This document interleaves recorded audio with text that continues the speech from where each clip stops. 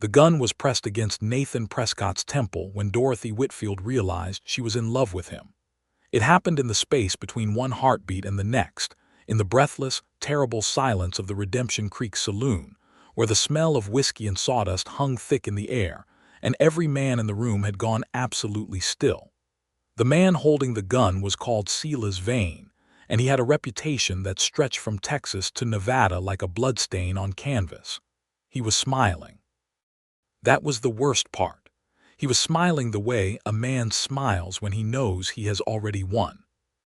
"You thought you could run, Prescott," Silas said, his voice low and conversational, almost pleasant.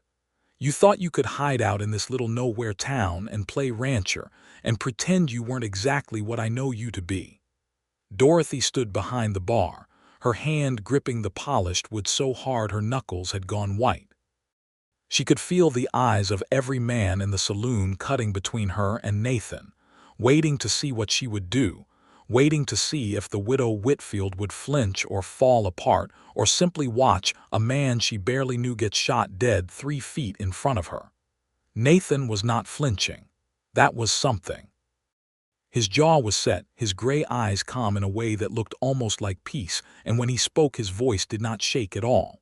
"You have got the wrong man, Silas." "I have got exactly the right man," Silas said, pressing the barrel harder. "And I have got something else too. I have got a letter signed by the territorial governor himself that says Nathan Prescott is wanted for the murder of Clement Vane, my brother, my blood." The saloon erupted. Chairs scraped. Men scrambled for the walls. Dorothy did not move.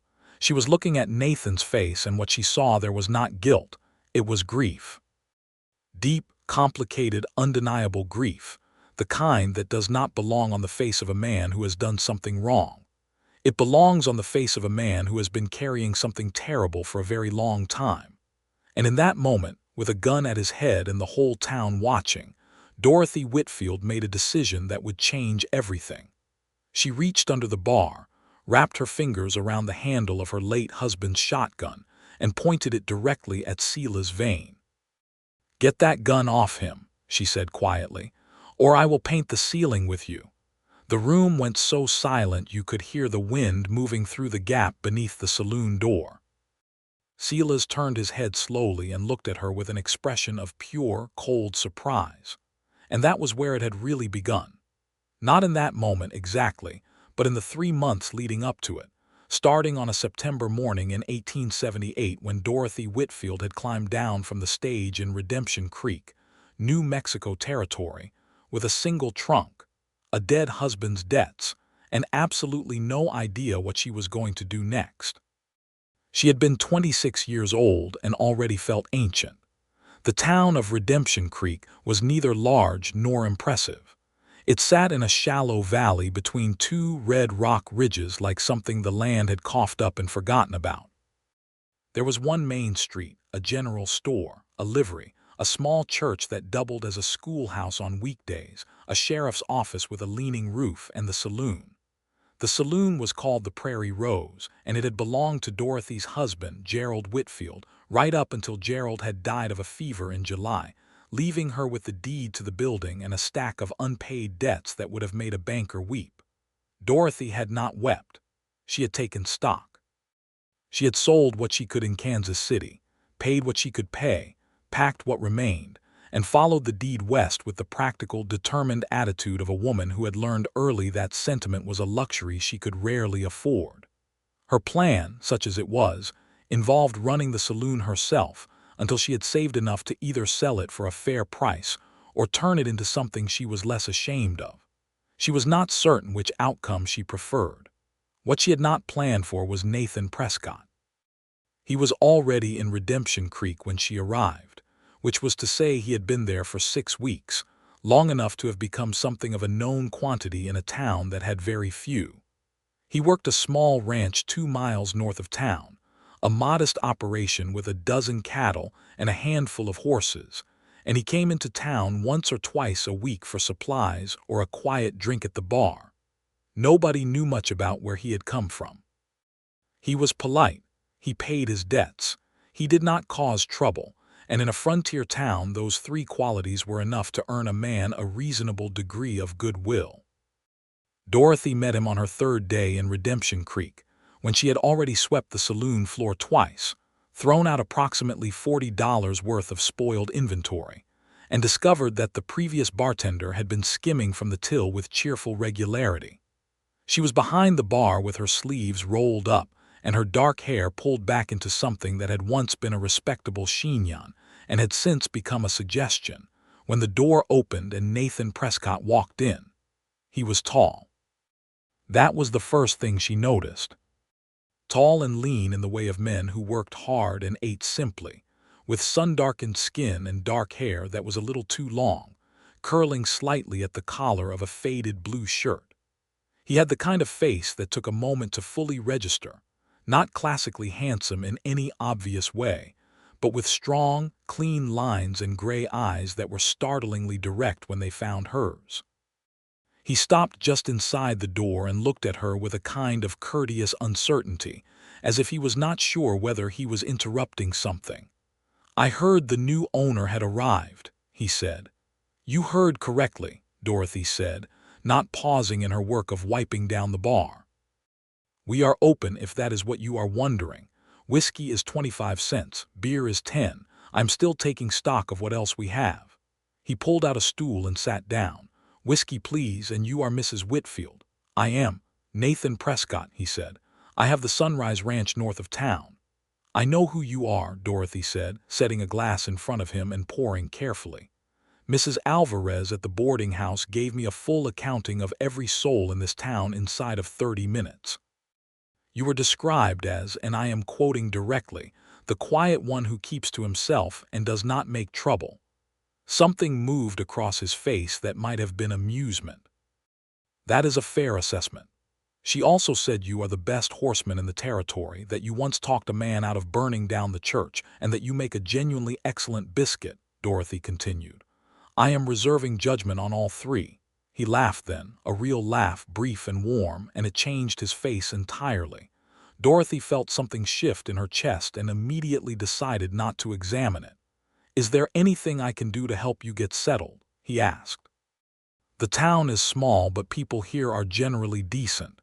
If you need anything fixed or hauled or negotiated, you would only need to ask." "I appreciate that," Dorothy said, and she meant it. "Right now what I need most is a reliable account of which men in this town I can trust with the till and which ones I cannot. I gather the previous bartender was not on the honest side of that line." "Pete Hannigan," Nathan said, nodding. "No, I would not trust Pete Hannigan with anything you valued, but old Tom Ray's at the livery has an honest son named Carlos who is looking for work, and the widow Espinosa's boy, Miguel, is 16 and sharp as a tack." Dorothy looked at him. "You know everyone's business. Small town," he said simply. "When you are quiet, you tend to hear things." She thought about that for a moment. Then she poured herself a small measure of whiskey, which was something she almost never did, and tipped it briefly in his direction before drinking it. "To Redemption Creek," she said. "To Redemption Creek," he agreed. That was how it began. Not with fireworks or grand declarations, but with a glass of whiskey and a conversation that was so practical and unromantic that neither of them would have recognized it afterward as the beginning of something life-altering. In the weeks that followed, Nathan Prescott came into the Prairie Rose with the same quiet regularity as before, except that now he had someone to talk to. Dorothy found that she was looking forward to his visits with an enthusiasm she found slightly embarrassing, given that they were mostly talking about cattle prices and town politics, and whether Sheriff Donaldson was too old for the job.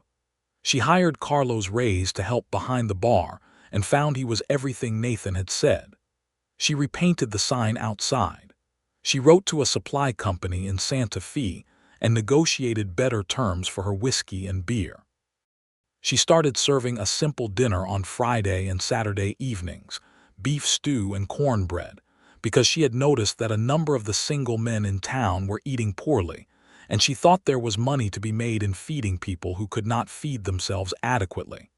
The dinner service was a success. More importantly, it brought a different kind of person into the Prairie Rose. Families started coming on Friday evenings. Women who had previously avoided the saloon came for the food and stayed for the conversation. Dorothy, who was bright and warm and genuinely interested in the people around her, found herself becoming something of a center of gravity in Redemption Creek's social life, which was not what she had planned but which she did not entirely mind. Nathan noticed this.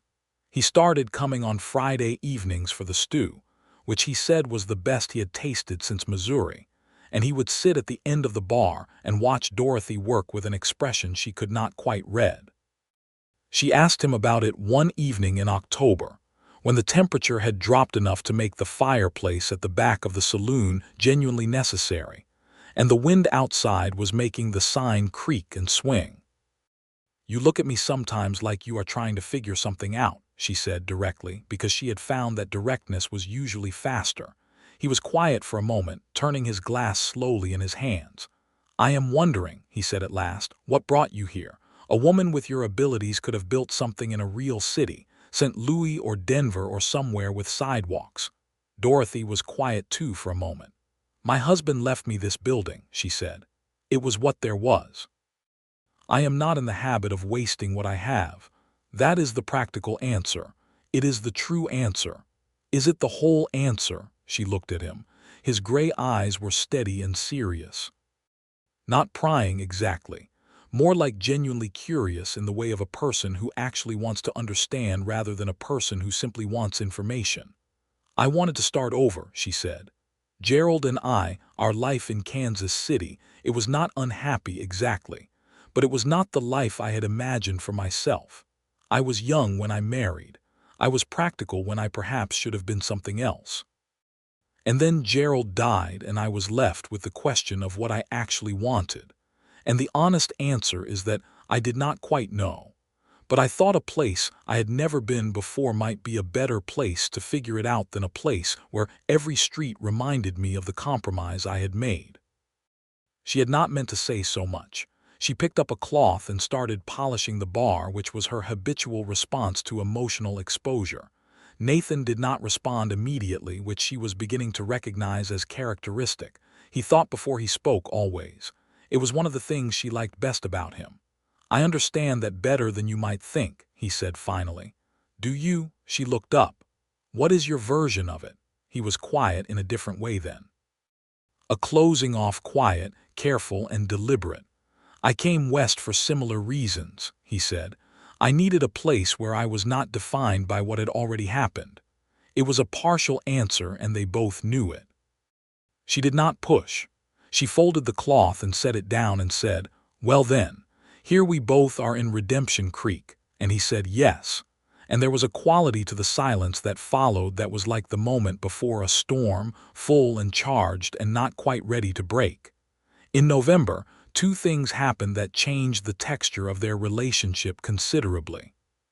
The first was that the roof of the Prairie Rose developed a leak, a significant one, and Dorothy discovered this at 2 in the morning during a rainstorm that was impressive even by New Mexico standards.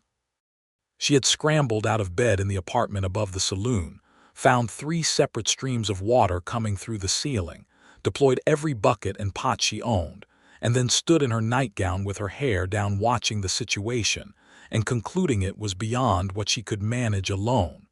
She had not known who to call at 2 in the morning. The only face that came to mind was Nathan's. She had not sent for him. That would have been completely inappropriate.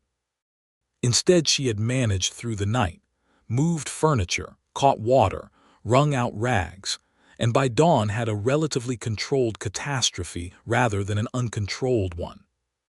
But when Nathan came into town the next morning for supplies and saw her through the window of the Prairie Rose, sitting at a table with her head on her arms and the evidence of the night's battle visible in the streaked walls and the row of full buckets, he had stopped. He had pushed open the door and said, "What happened?" She had lifted her head and said, "The roof," in a voice that was embarrassingly exhausted, and that was all it had taken. He had gone up to look and come back down and gone to find the Ray's brothers, and within 2 days the roof had been patched so thoroughly that Mrs. Alvarez at the boarding house was heard to say, It would probably outlast the rest of the building. Nathan had organized it all with his usual quiet efficiency, and when Dorothy had tried to pay him, he had refused with a firmness that left no room for argument. "Consider it a neighbor's contribution," he said. "The town would be the poorer without the Prairie Rose, and the Prairie Rose would be the poorer without you." It was the nicest thing anyone had said to her in years. She was fairly certain he had not meant it as a compliment in the romantic sense, but that was not entirely how she received it. The second thing that happened in November was that a man came to town. His name was Roy Alderman, and he arrived on the stage with a leather case and a self-important air, and immediately made himself comfortable at the best table in the Prairie Rose and ordered bourbon, and began asking questions about the local property situation.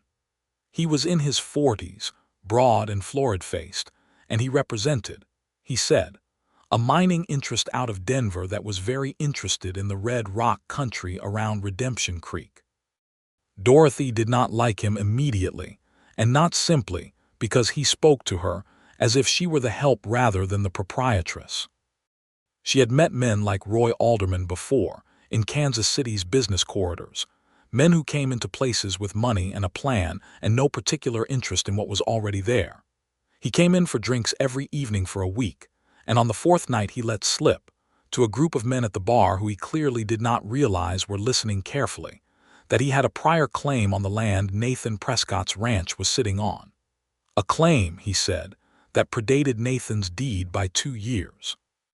Granted, he said, these things happened, mix-ups with the land office, but it would be sorted out, and in the meantime he would appreciate if someone could have a quiet word with the squatter. Dorothy's jaw tightened. She did not look up from what she was doing. She sent Carlos to find Nathan the next morning. Nathan arrived at the Prairie Rose before noon, and Dorothy sat him down and told him exactly what she had heard, without softening any of it. She watched his face as she spoke, and what she saw was not panic or anger but something more complicated, a wary, contained kind of recognition that made her wonder if this was not as much of a surprise to him as it should have been. "I have a legitimate deed," Nathan said, "registered in Santa Fe in February of this year." "I know," Dorothy said, "but he says he has one too." "One of them is fraudulent," Nathan said. "Yes," Dorothy said, "the question is which one." He was quiet. She waited. The fire crackled between them. "I will write to Santa Fe," he said. "The land office will have the records." "That will take weeks," Dorothy said. "In the meantime, Alderman is going to make your life difficult. I want you to know that I intend to make his life equally difficult in return in whatever way I can without actually breaking any laws." Nathan looked at her for a long moment. "Why?" he said. The word was simple and direct, asking something larger than the situation. "Because you are my friend," Dorothy said, which was true and simpler than the whole truth, but the right amount of truth for a Tuesday morning in November. He looked down at his hands and then back up at her, and the expression on his face was something she could not quite name. Gratitude, yes, but also something more careful, something that looked like a man recognizing something he had not expected to find. "Thank you, Dorothy," he said. It was the first time he had used her given name. She felt the warmth of it all afternoon, which she considered both undignified and completely beyond her control. Roy Alderman was a problem but not an insurmountable one. Dorothy was strategic about it.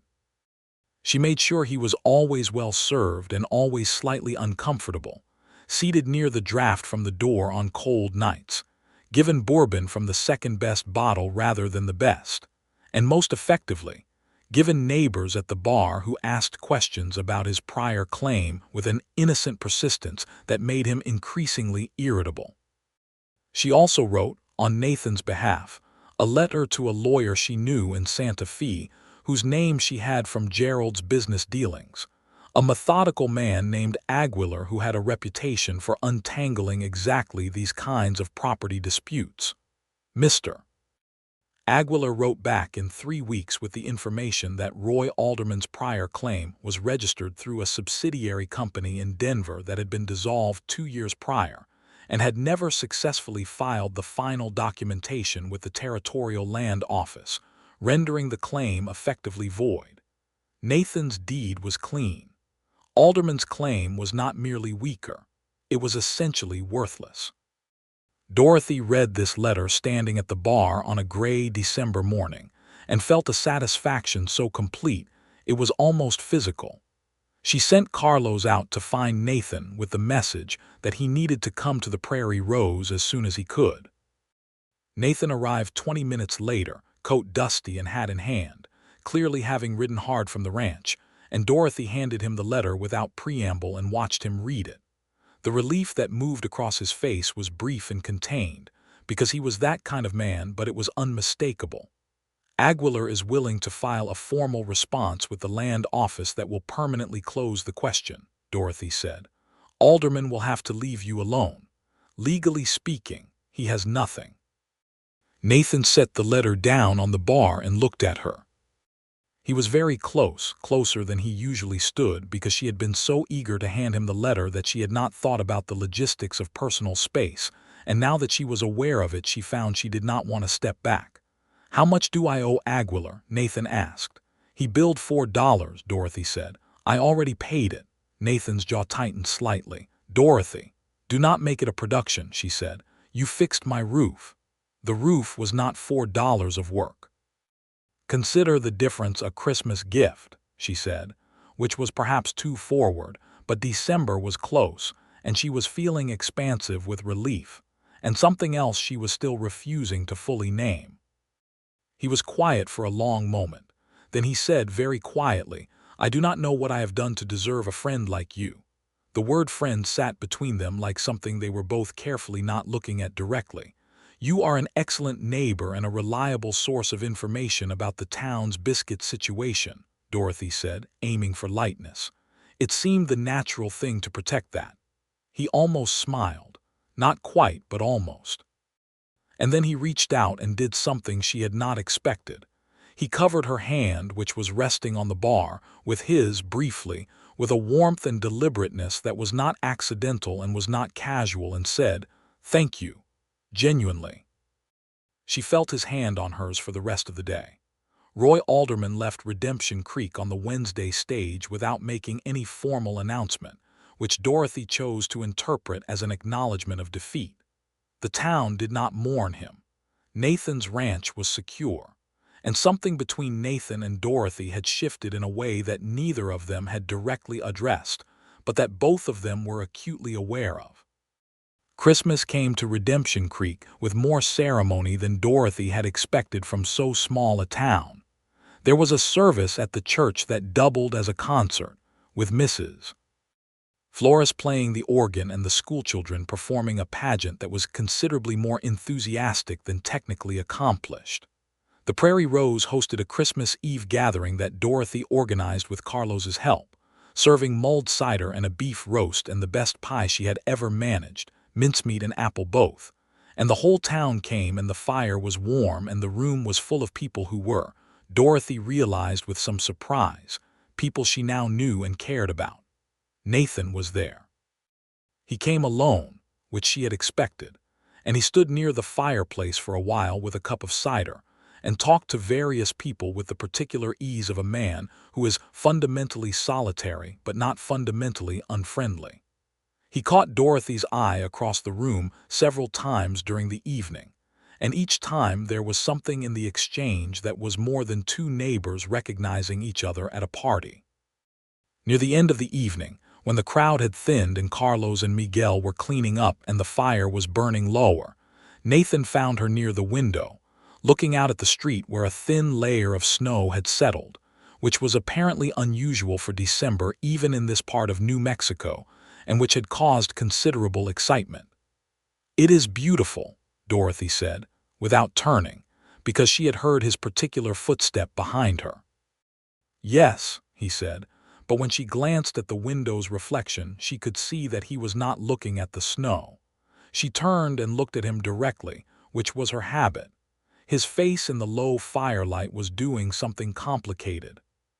She could see the warmth he was generally careful to contain, and she could see alongside it the caution, the deliberate restraint of a man who had learned to be careful with himself. "Nathan," she said quietly because they were alone enough for it. "Dorothy," he said, which was simply her name but said in a way that contained considerably more than her name. "You are very careful," she said, "with yourself, with other people, with me particularly." He was quiet for a moment. "I have reasons," he said. "I would like to know them," she said. "Not tonight necessarily, but eventually, because I am a person who prefers to understand the people who matter to her." The word mattered landed between them with weight. He looked at her for a long, steady moment. "You matter to me too," he said. The simplicity of it was so complete that there was no possible response other than to let it sit there and breathe. She nodded once.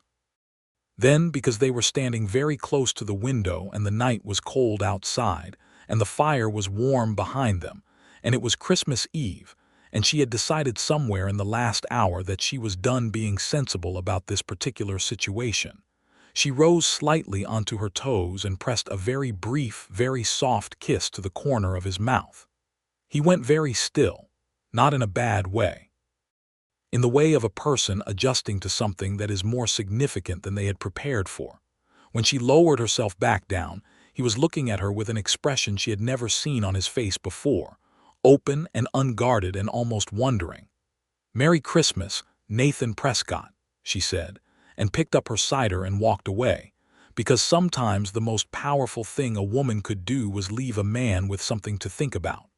She thought about it herself for approximately the entire night.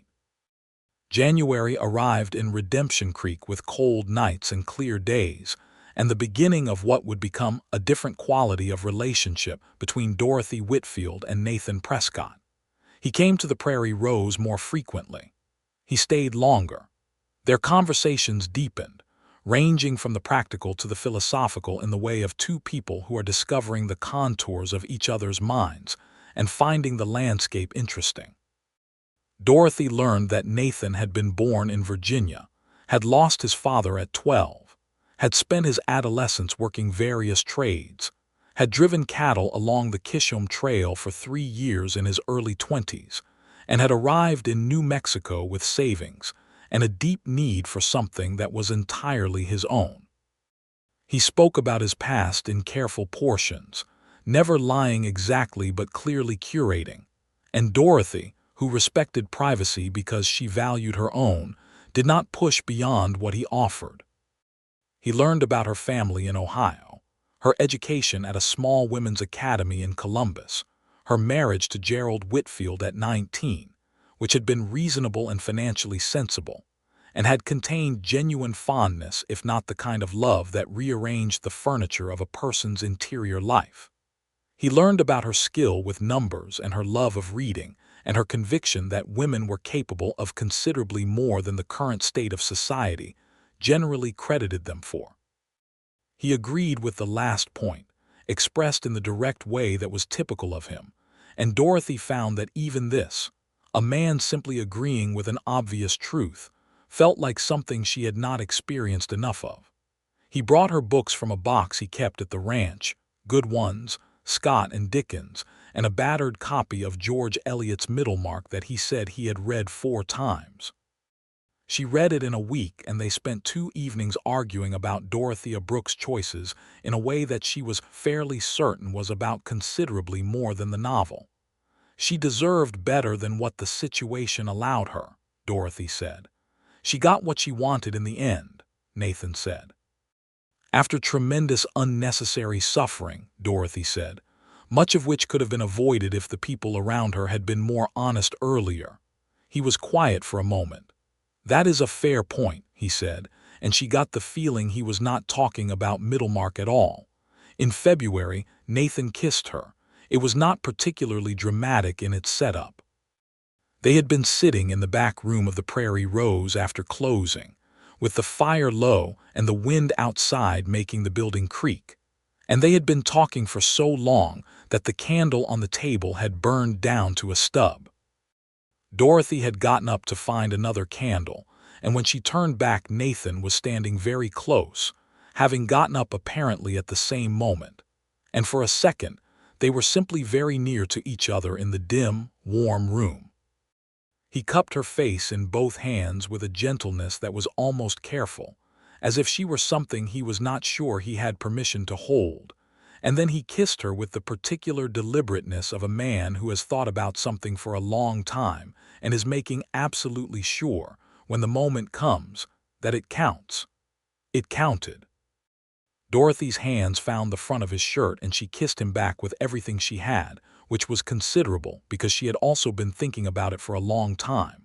When they finally separated, both slightly breathless, Nathan rested his forehead against hers and closed his eyes and said, very quietly, "I have been trying to do the right thing with this."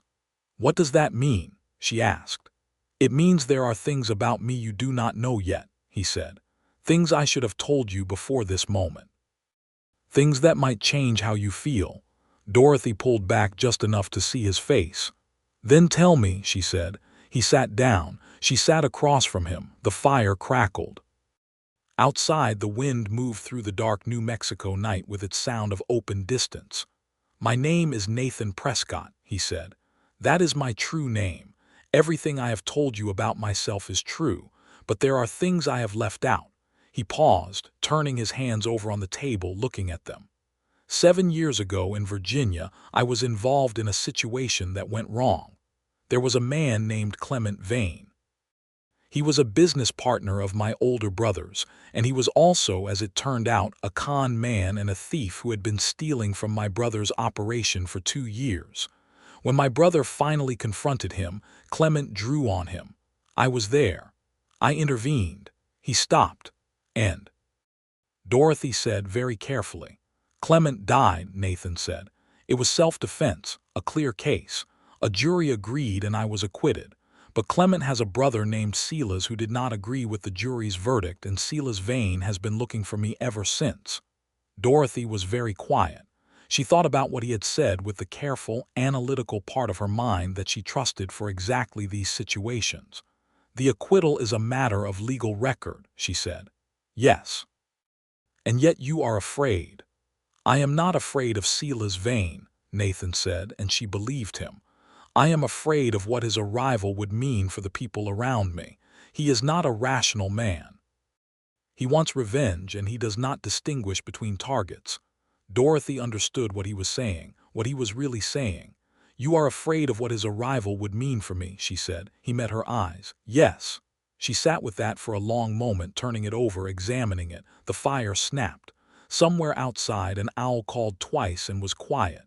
"Nathan," she said, "I appreciate the protection you are trying to offer. I genuinely do. But I am not a woman who makes decisions based on what someone else thinks might be dangerous for me.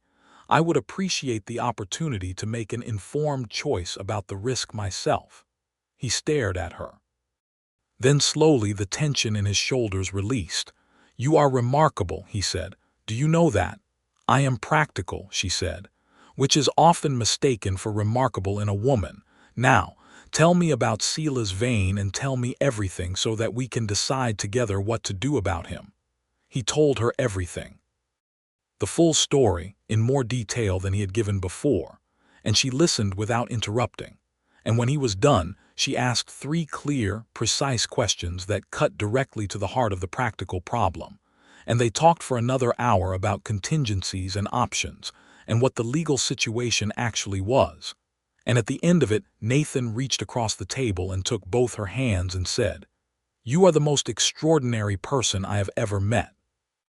"You are not bad yourself," Dorothy said, which was an understatement so profound it made her feel slightly dizzy. He kissed her again before he left. Longer this time and warmer, with less restraint on both sides. And when he was gone, Dorothy stood behind the bar of the Prairie Rose for a long time in the dark and silence, and thought about a man who had carried a secret for fear of protecting someone else, and felt something in her chest that was no longer possible to mistake for anything other than love. She was not afraid. She was, if anything, more certain than before. March came. The days lengthened, and the red rock ridges on either side of Redemption Creek caught the light differently in the mornings, going from dark orange to brilliant gold in the hour after sunrise. And Dorothy, who had started rising early enough to see this, stood at the window of her apartment above the Prairie Rose, and thought that New Mexico was considerably more beautiful than she had given it credit for when she arrived. Nathan's visits had taken on a different quality. There was more ease in them now, the ease of two people who have passed through uncertainty and arrived somewhere more solid. But there was also a new intensity, a current that ran beneath the ordinary conversation about cattle prices and town business, and whether the sheriff really needed to retire. He would find reasons to touch her hand, to brush past her behind the bar, to sit close enough that their shoulders nearly touched. She found herself doing the same, reaching past him when she could have stepped around, meeting his eyes across the room when there was no reason to look. The town noticed. Small towns always do. Mrs. Alvarez made a pointed comment about the pleasant sight of two people who clearly suited each other. The Reyes brothers grinned at each other behind Dorothy's back. Even Sheriff Donaldson, who was not generally an observant man, remarked to Nathan over a beer that it was a fine thing when two people found each other, which Nathan received with a composure that Dorothy, who had been close enough to hear, found genuinely impressive. She teased him about it later when they were alone. Donaldson was not subtle, she said. Donaldson is never subtle, Nathan said. He once told the judge's wife that her new hat made her look like an overgrown cactus. Did it? Truthfully, yes. But that is not the point. Dorothy laughed, a real laugh, full and unself-conscious, and Nathan watched her with an expression of such concentrated warmth that she had to look away. "You are staring," she said.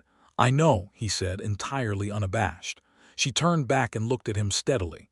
"Nathan, what are we doing? What would you like us to be doing?" he asked. "I would like us to stop dancing around the edges of something and simply acknowledge what it is," she said. "I am not a person who requires a formal declaration with flowers and poetry.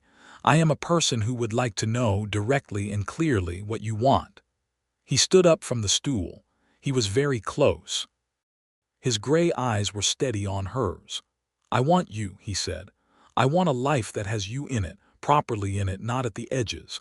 I want to stop coming to the Prairie Rose and leaving again and riding back to an empty ranch and wishing things were different. I want things to be different." He paused. "I am asking if you want the same thing." "Yes," Dorothy said, with no hesitation at all.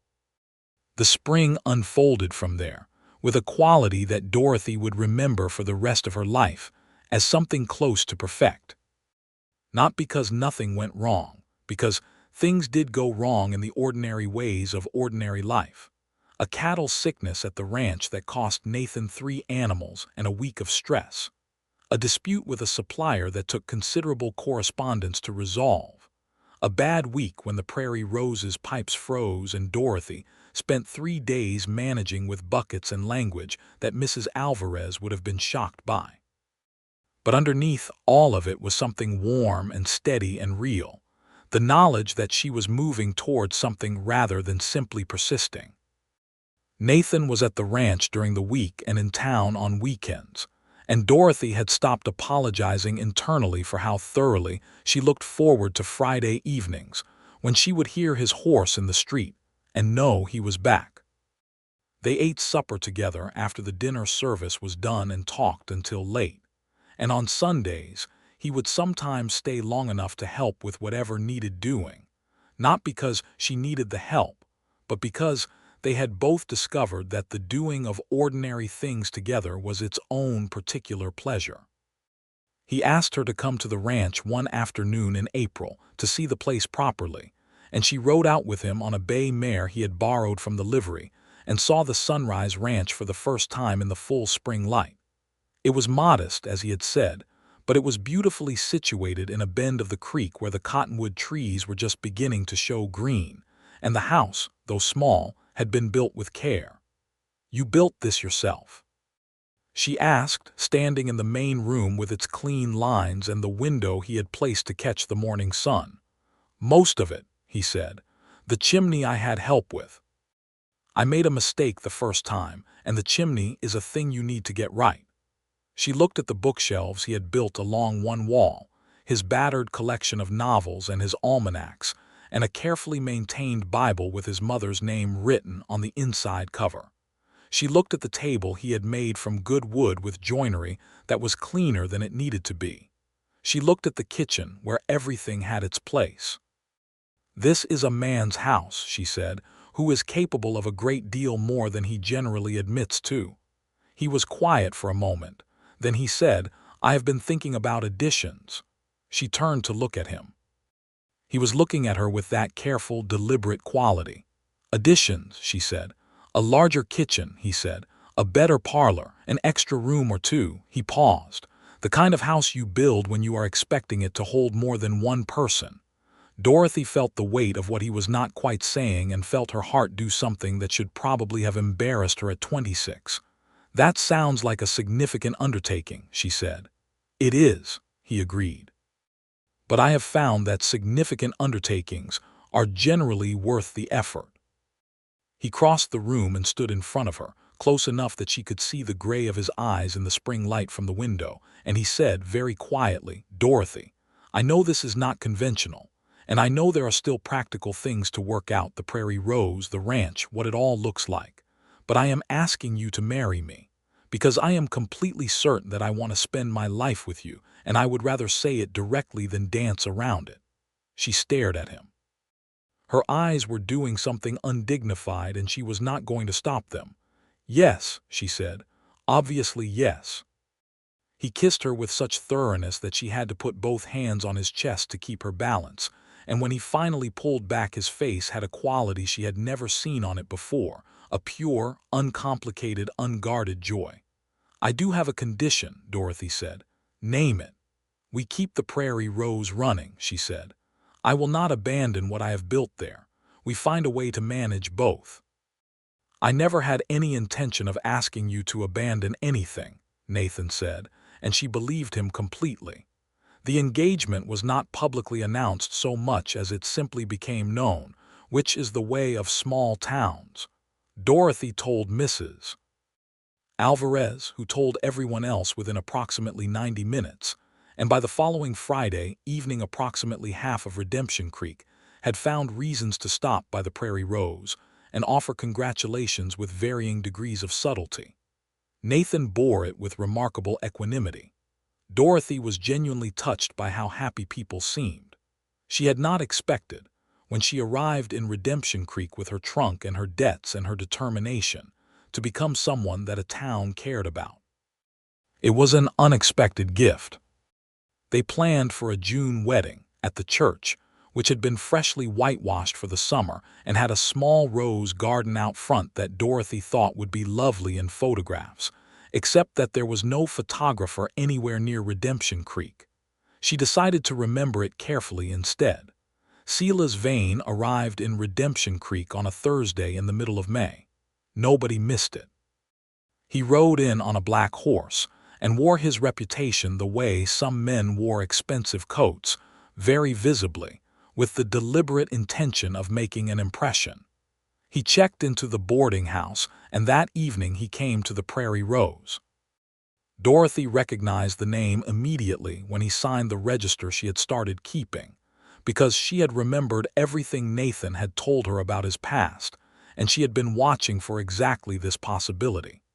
She set the register down with a steady hand and told Carlos, with a look that communicated exactly what she needed him to understand, to go find Nathan. Silas Vane ordered whiskey and settled himself at a table, and watched the room with the patient, territorial stillness of a man who is taking inventory. He was in his late 30s, lean and dark-bearded, with pale eyes that moved too slowly to be friendly and a gun on his hip that was not the gun of a man who wore it for show. Nathan arrived within 20 minutes. He came through the door without any visible alarm, spotted Silas, and went perfectly still for 1 second that nobody else would have noticed. Then he walked to the bar and said quietly to Dorothy, "You know who he is?" "Yes," Dorothy said. "I remembered."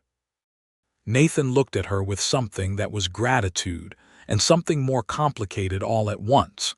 Then he turned and walked towards Silas Vane's table. Dorothy watched from the bar, keeping her hands busy and her face neutral while she listened with every cell in her body. They spoke too quietly for her to catch all of it. She could see Nathan's back, straight and controlled, and she could see Silas's face, which was doing a number of things she did not like, smiling, occasionally in the wrong way, and narrowing at moments that suggested he was enjoying a power he felt certain he had. The conversation lasted perhaps 15 minutes. When Nathan came back to the bar, his expression was carefully composed, but she knew him well enough now to read what was underneath. "He says he has new evidence," Nathan said, very quietly, leaning on the bar so their conversation was private. "A witness he claims will testify that the shooting was not self-defense. He has a warrant. He intends to take me to the county seat for a hearing." Dorothy looked at him steadily. "Is the evidence real?" "I do not know," Nathan said, "but I know Silas. He has had 7 years to find someone willing to say what he needs said. Money can produce witnesses." "All right," Dorothy said. She was already thinking, "You have the record of the original trial? At the ranch.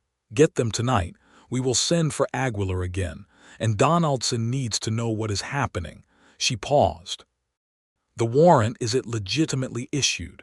He showed it to me. It looked real. I want to see it." "Dorothy." "Nathan," she said quietly and firmly, "I am your partner. That means in this as well. Let me help." He held her eyes for a long moment. Then he gave a very small nod.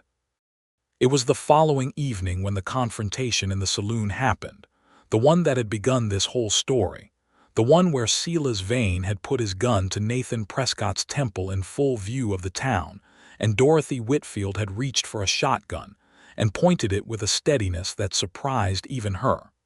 The room was absolutely silent. Silas looked at her, and the smile on his face did something complicated. He had not apparently counted on the woman with the shotgun. "You would shoot an officer of the law," he said. "You are not an officer of the law," Dorothy said. "You are a man with a warrant and a grudge, and there is a difference. That warrant, if it is genuine, does not give you the right to put a gun to a man's head in a public establishment. It gives you the right to present it to the local sheriff, who is standing right there."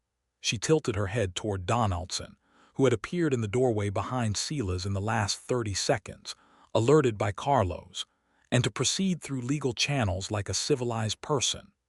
Silas turned his head. Donaldson was indeed standing there, looking considerably more alert than he usually managed, with his own gun drawn and a look on his face that said he had come in prepared. "Mr. Vane," Donaldson said, "I am going to ask you to lower that weapon and step outside with me. This establishment is under my jurisdiction, and firearms drawn against unarmed men is not something I permit in my town." The balance of the room shifted. Silas Vane was smart enough to read it. He was still holding the gun, but he was now the center of 2 firearms and a room full of witnesses and a legal authority, and whatever outcome he had imagined for this evening, it was no longer available. He lowered the gun slowly. He looked at Nathan. The hatred in his eyes was perfectly clear and entirely undisguised. "This is not over," he said. "I know," Nathan said calmly, "but it is over for tonight." Donaldson walked Silas out. The room erupted into noise. Dorothy set the shotgun down with hands that were, she noted with some distant surprise, completely steady, and came around the bar to Nathan, who was standing very still. "Are you all right?" she asked. "Yes," he said. He looked at her with an expression that was halfway between astonishment and something much deeper. "Dorothy, do not make a fuss," she said. "Let us go talk to Donaldson." The talking to Donaldson took the rest of the evening, and involved a great deal of coffee and the careful examination of every document Nathan had brought from the ranch, including the original trial record and the acquittal, which Nathan had kept with the care of a man who had always known this day might come. Aguilar's letter arrived 2 days later, after Dorothy had sent a wire to Santa Fe the following morning at significant personal expense, and it confirmed what they had already established. The original verdict was legally binding.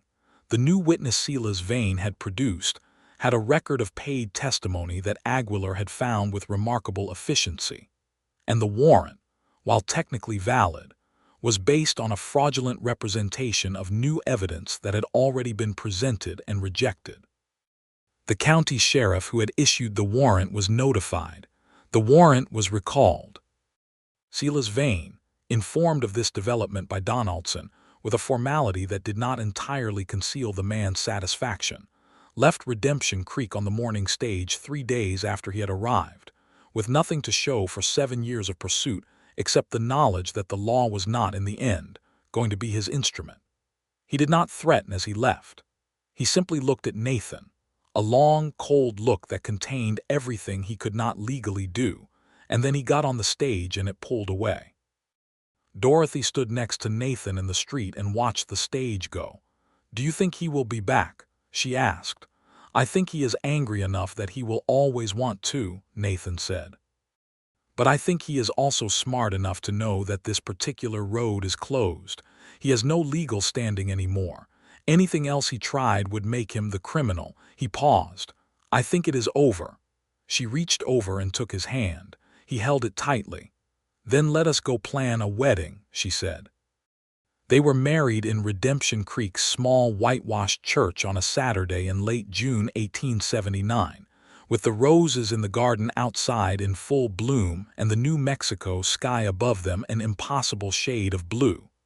The whole town came, which is to say approximately 40 people, which was everyone. Mrs. Alvarez cried. Carlos and Miguel both wore their best shirts with visible discomfort and equal visible pride. Sheriff Donaldson made a toast at the celebration afterward that began with a sentence about the pleasant sight of two people who suited each other, and expanded from there into something considerably more personal and heartfelt than anyone had expected from Donaldson. Dorothy wore a dress she had made herself from blue fabric she had ordered from Santa Fe, simple and well-made, with her dark hair pinned up, and a few small wildflowers woven through it that Nathan had picked that morning from the creek bank without telling her he was going to, simply appearing with them and looking slightly uncertain, which was the most endearing thing she had ever seen. She took them and wove them into her hair herself, and he watched her do it with an expression that she would carry somewhere inside her for the rest of her life. When Reverend Holt asked Nathan if he took Dorothy Whitfield to be his wife, Nathan said yes with a clarity and directness that was exactly him. That was exactly what she had loved about him from the first evening he had sat at her bar and said, politely and simply, that he was Nathan Prescott, and he had the Sunrise Ranch north of town. When Reverend Holt asked Dorothy if she took Nathan Prescott to be her husband, she said yes and meant everything by it. The kiss that followed was brief and dignified in the way of a church ceremony, and communicated absolutely everything that mattered. The celebration at the Prairie Rose afterward was not brief and not particularly dignified, and was exactly right. Carlos had organized the food, and Mrs. Flores had brought her fiddle, and the floor was cleared for dancing, which Dorothy had not expected, and which she had never been very good at, but which she found herself doing anyway because Nathan danced well, and with the right partner she was willing to try things she was not good at. "Where did you learn to dance?" she asked somewhere in the third song, slightly out of breath. "My mother," he said.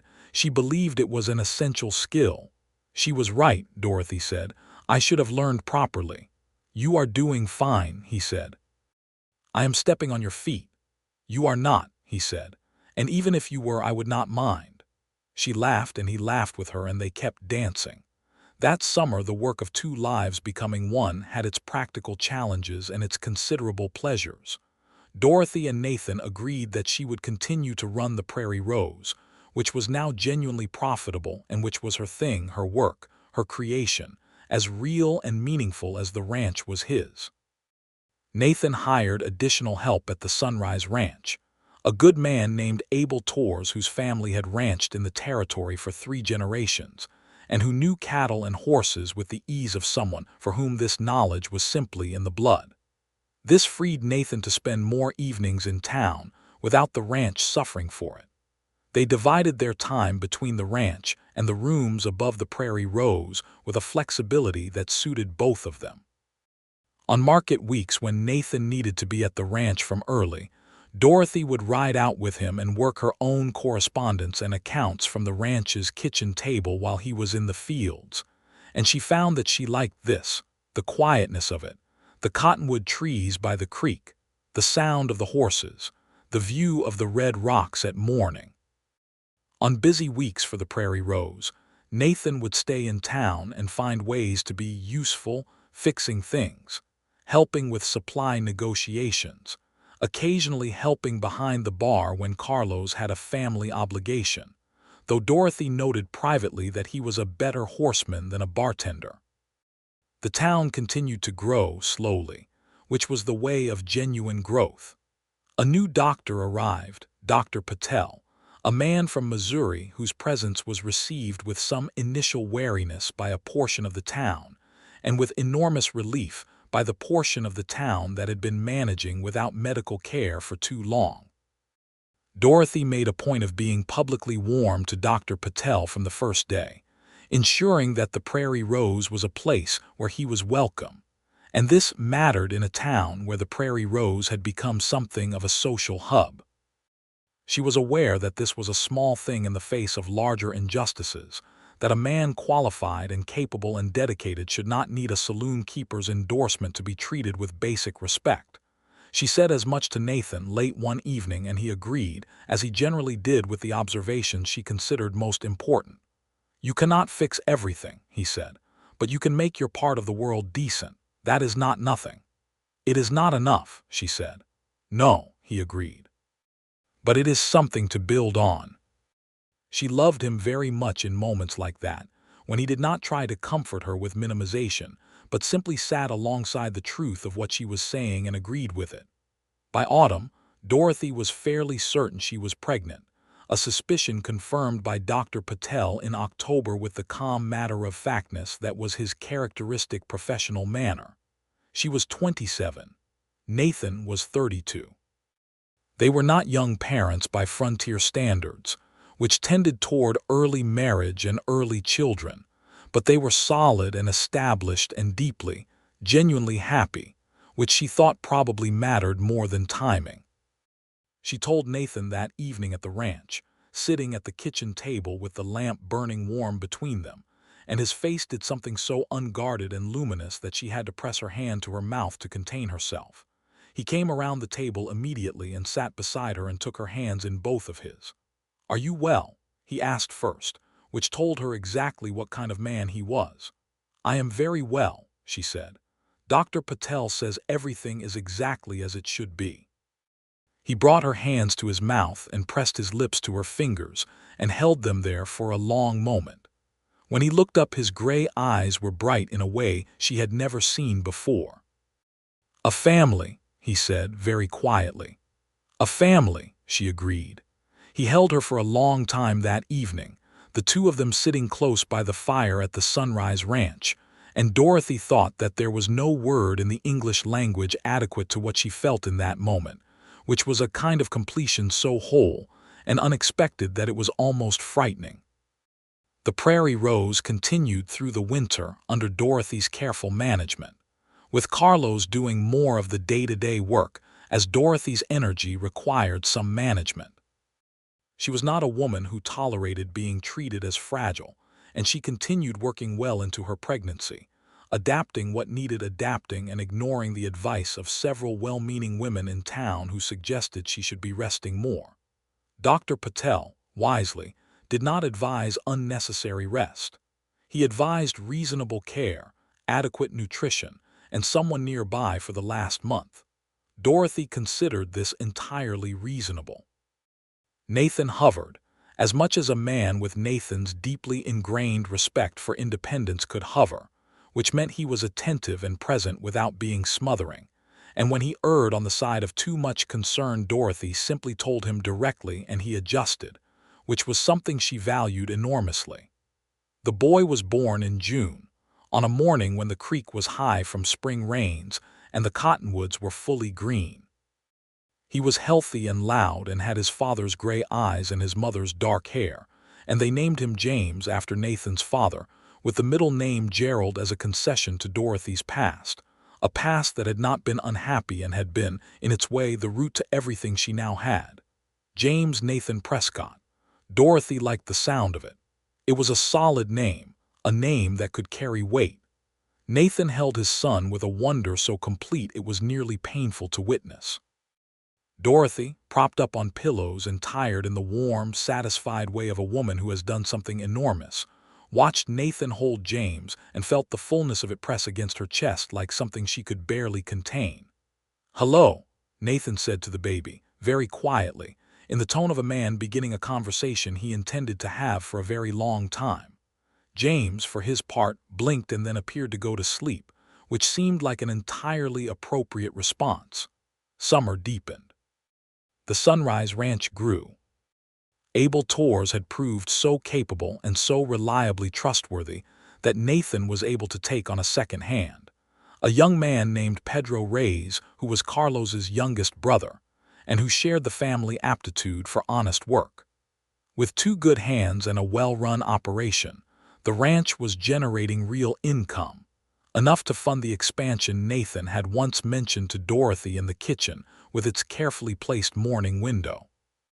He built the additions himself, with help from Abel and Pedro on the heavy work, and what emerged was a house that had grown from something adequate to something genuinely lovely. A large kitchen with a second window overlooking the creek, a comfortable parlor with bookshelves he built to match the originals, 2 extra rooms that presently served as a nursery and a study, and could serve as something else when the time came, and a wide porch along the front of the house that caught the evening breeze and had a view of the red rock ridge to the east that turned gold in the late afternoon light. Dorothy walked through it on the day Nathan declared it finished and was very quiet. "Too much?" Nathan asked. She shook her head. She was looking at the bookshelves, which he had filled with the combined collection of their books, hers and his, organized in a way that was partly alphabetical and partly thematic and entirely characteristic of someone who took books seriously. "It is exactly right," she said. "It is exactly what a home is supposed to be." He stood behind her and put his arms around her, and she leaned back against him and looked at the books and the afternoon light coming through the windows and listened to the sounds of the ranch outside, the horses, the wind, the distant sound of James making himself heard from wherever Abel's wife, Elena, was minding him. "I spent a long time," Nathan said quietly into her hair, "afraid that I did not deserve something like this. After everything that happened with Clement Vane, after Sela's, I spent a long time feeling like the weight of it would follow me wherever I went." "And now," Dorothy asked. "And now I am here," he said, "with you, in a house we built, with a son. And it occurs to me that the past does not follow you if you have built something present enough that you are fully inside it." Dorothy turned in his arms and looked up at him. His face, in the warm afternoon light, was the face of a man who had arrived somewhere. Not a man without history, because no one was that, but a man who had found the place where his history stopped defining him and his present could begin. "I love you," she said. She said it simply because it was simple. "I love you," he said with equal simplicity. "I have loved you since you poured me whiskey on my 3rd day in Redemption Creek and told me that Mrs. Alvarez had described me as the quiet one who keeps to himself." "That was the beginning," Dorothy agreed. "Yes," he said. "That was exactly the beginning." 2 years passed the way good years do in good lives, with their ordinary dailiness and their particular pleasures, and their small difficulties that resolved and their growth that was quiet but real. James became a small person with opinions and mobility, and the particular brand of stubbornness that appeared to be hereditary, though both his parents attributed it exclusively to the other. He had Nathan's tendency toward observation and Dorothy's tendency toward directness, which made for a combination that several members of Redemption Creek's adult population found both charming and slightly exhausting. The Prairie Rose continued to flourish. Dorothy had, over the course of 3 years, transformed it from a functional frontier saloon into something considerably more versatile, a place that still served whiskey and beer, but also hosted a weekly dinner that had become something of a community institution, a once-monthly gathering of the town's women that Dorothy had organized, and that Mrs. Alvarez described as the best thing to happen to Redemption Creek since the water pump, and a small library of circulating books that Dorothy maintained on one of the shelves, and that was used by approximately 15 families in town. She had hired a second full-time hand behind the bar, a competent and cheerful woman named Rosa, who had come to Redemption Creek with her husband after their homestead in Arizona had failed in the drought, and who needed work, and had come to Dorothy not knowing quite what to expect, and had received both a job and something that functioned very like a friendship. Carlos Reyes had become her manager in all but name, running the Prairie Rose's day-to-day operations with an efficiency and honesty that meant Dorothy could be at the ranch 3 or 4 days a week, without worrying about what was happening in town. The balance of it, the ranch and the saloon and the town and the family, required constant attention and adjustment, but it was the kind of attention she gave willingly, because it was all hers, all built by her own hands and her own choices, and that mattered to her in a deep and fundamental way that she could not entirely articulate but that Nathan understood without her having to. In the spring of 1882, Dorothy was pregnant again, which she received with the same matter-of-fact calm with which she received most developments that were significant but not surprising. Dr. Patel confirmed it in March. She told Nathan over supper at the ranch on a Tuesday evening, with James already asleep in his room and the fire burning low and the sound of the spring wind outside. Nathan received this news with the same combination of immediate concern for her and barely contained joy that had characterized his response to the first time, which Dorothy found endearing beyond all reasonable measure. "Are you well?" he asked first. Again, always first. "Exceptionally well," she said. "Dr. Patel is very pleased with the state of things." Nathan reached across the table, as he had done before, and took her hands. He did not say anything for a long moment. He was doing what he did, sitting with something important, letting it fully register. "James is going to be an excellent older brother," he said finally. "He is going to be a tyrannical older brother," Dorothy said. "He will need supervision." "He is too," Nathan said. "He is a 2-year-old with a strong sense of ownership over everything in this household, including the horses," Dorothy said. "I have concerns." Nathan laughed. It was the full laugh, the one that changed his face, and Dorothy felt it in the particular warm, absolute way she had come to understand was what love felt like when it was real. Not a feeling that peaked and faded, but a constant, present quality of aliveness. The summer of 1882 brought 2 significant events to the Prescott family and to Redemption Creek more broadly. The first was the arrival of the railroad, not in Redemption Creek itself, which was too small for that, but close enough to matter, a spur line that ran through Dos Rocas, 12 miles to the south, which meant that goods and people could now reach the valley much more efficiently than before. This was good for the town in most ways, bringing new business and new families, and a general energy of expansion that Redemption Creek had not experienced before. It was complicated in other ways, bringing also some of the less pleasant aspects of rapid growth, including a sharp increase in the transient population that passed through the Prairie Rose and required Dorothy to be considerably more selective about who she served and who she asked to leave. She handled this with her characteristic efficiency and without apology, and her reputation in the territory for running an orderly house while remaining welcoming to decent people of any origin meant that the Prairie Rose continued to be a place where the people she actually wanted were comfortable coming. The second event was the birth of their daughter.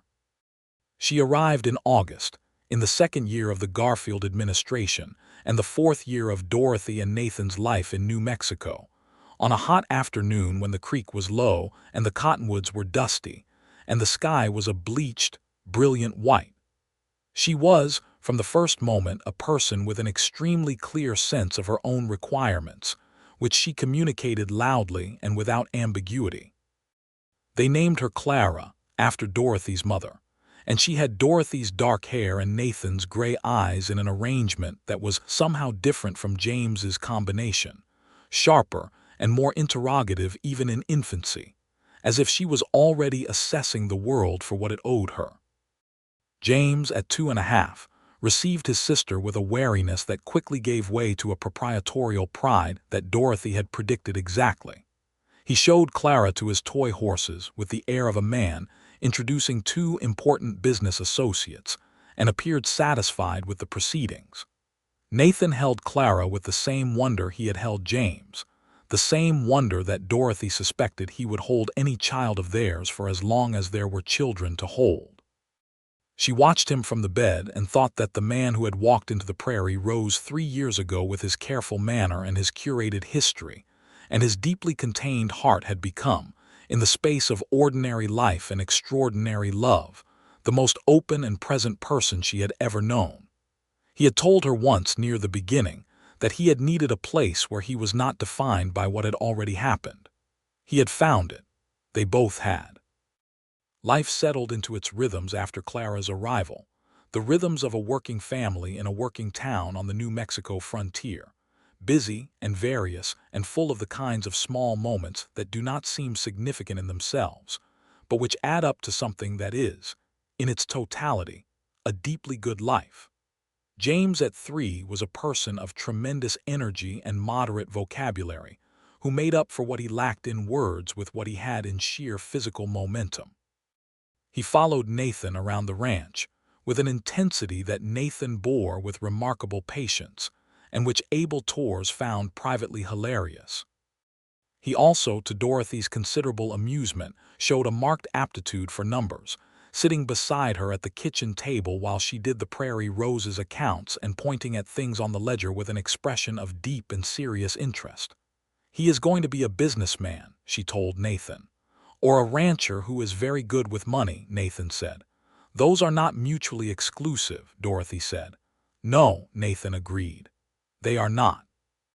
Clara at 6 months was already the kind of person who could make rooms full of adults do whatever she required with a combination of charm and absolute will that Dorothy recognized as familiar. Nathan said she was exactly like her mother. Dorothy said she was entirely her own person. Both of these things were true.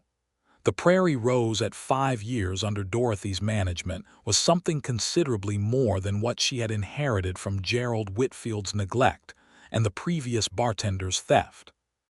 It was a real institution, the kind of place a town builds its social life around, clean and welcoming and reliably excellent in what it offered, with a reputation that extended beyond Redemption Creek to the surrounding communities and the travelers who came through on the new road from Dos Rocas.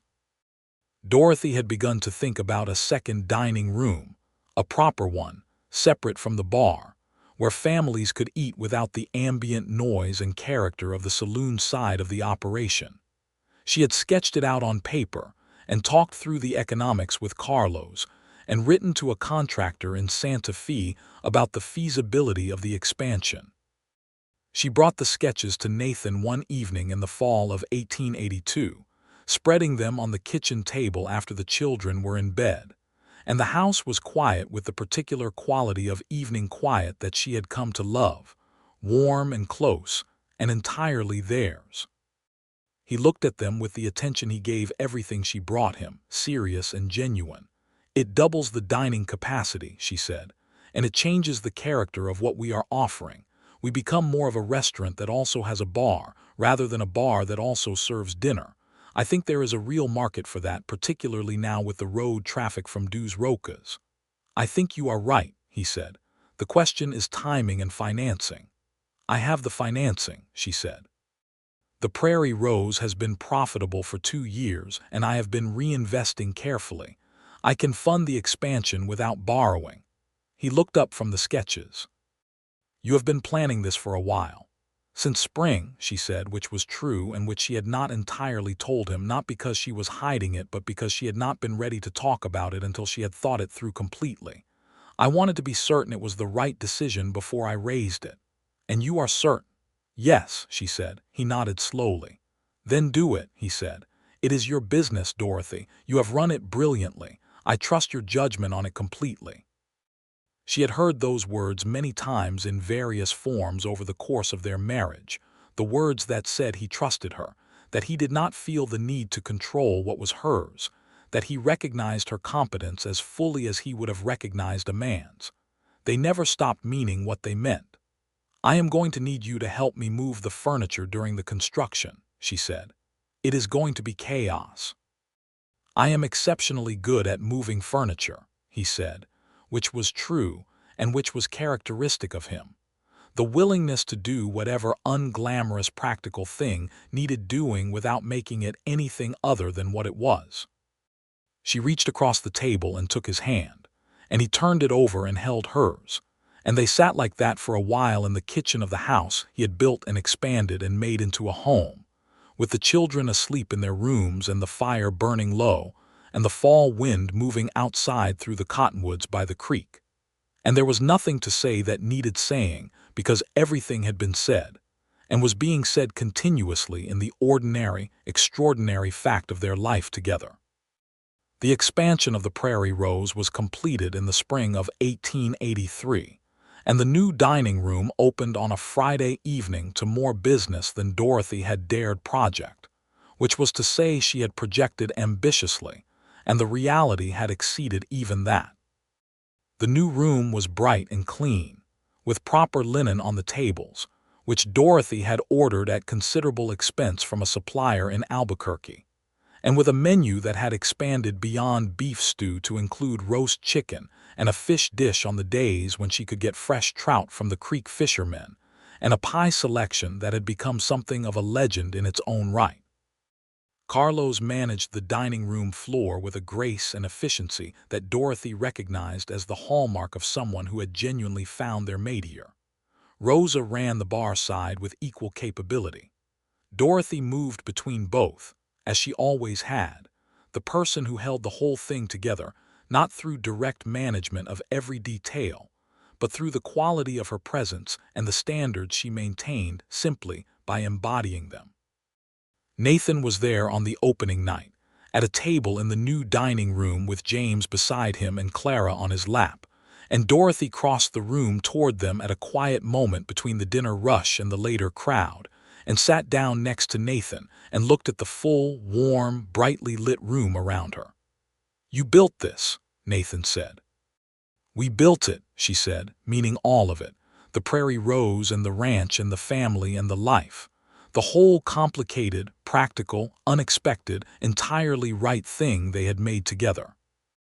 He looked at her with those gray eyes, steady and direct, and full of everything she had come to know as the permanent quality of his love for her, constant as the creek and as quietly essential as the water itself.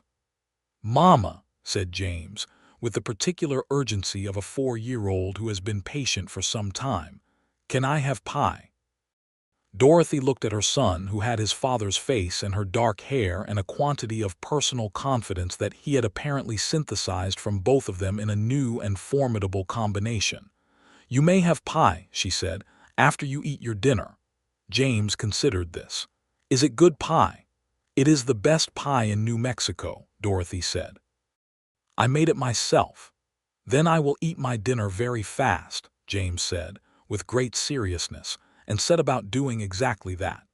Clara, who had been watching this exchange with her usual assessing quality, reached a hand toward the nearest bread roll and was gently redirected by Nathan, who did it with the ease of a man who had been redirecting small, determined people for several years and had developed excellent technique. Dorothy looked at them, her husband and her children, in the dining room she had built in the saloon she had rescued in the town she had not planned to love and had loved completely. And she thought that life was a thing that could not be predicted, only built, choice by choice and day by day, with the people who turned out to matter in ways you had not anticipated.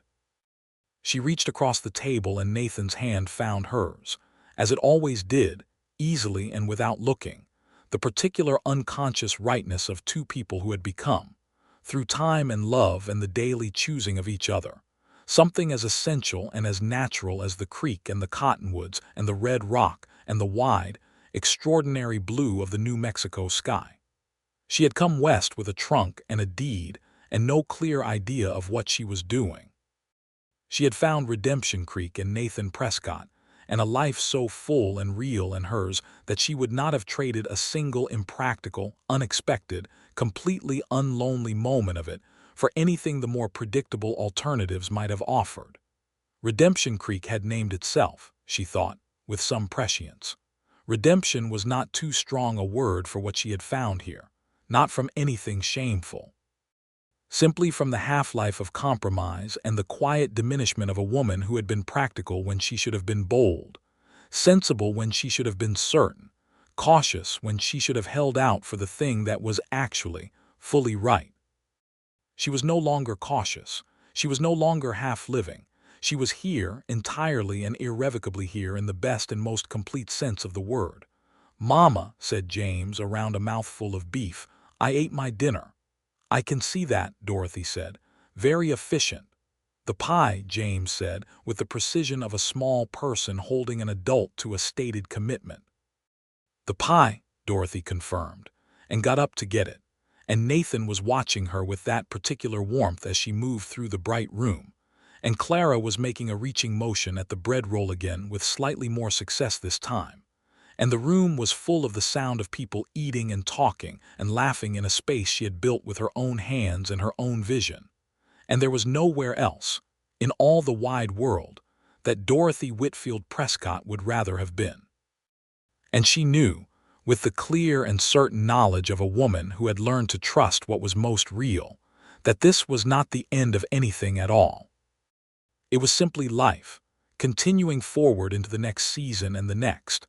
The ranch and the saloon and the creek and the red rock and the man with the gray eyes and the children with their combination of both of them. All of it ongoing and alive and entirely, completely, perfectly hers.